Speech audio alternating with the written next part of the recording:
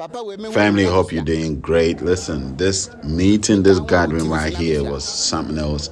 I'm telling you, I was in the midst of legendary and greatness. These are my fathers, and that's David Donto, our legend. And I have my father, Toby Kabacha, telling how he idolized him growing up and how he wants him to use his platform, his channel, to start telling the story of our ways, of our spirituality, of our ancestors.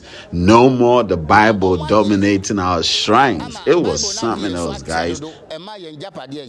So that's one of the legends in the Ghana movie industry. His name is David Donto. I grew up on him. I'm telling you the truth. Like he was phenomenal. He's still phenomenal, and he's the president of the Ghana Movie Association, something like that. He's just introducing himself and how long he's been in the industry. So David Donto just said that I accept the invitation given to me by Toby Kabacha, and the fact that it's your responsibility to tell people who you are. It is not their responsibility to tell you who you are. We have to start telling our stories, and he accepts the challenge given to him. So he still went ahead to say it is you and I, our responsibility to start telling our stories to the world.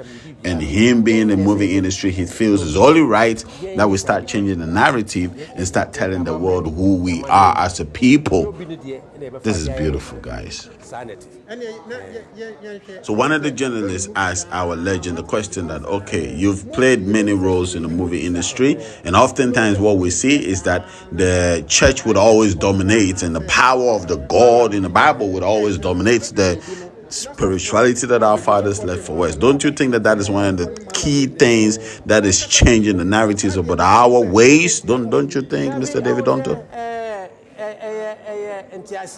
So Mr. David Donto just responded and said, you know what, it's simply because we don't have an understanding.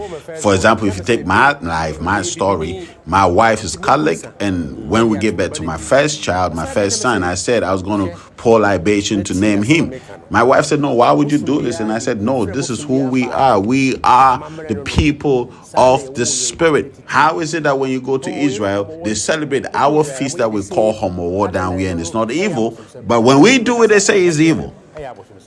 He goes ahead to say there's no evil about this. This is our ways. This is what our fathers left for us.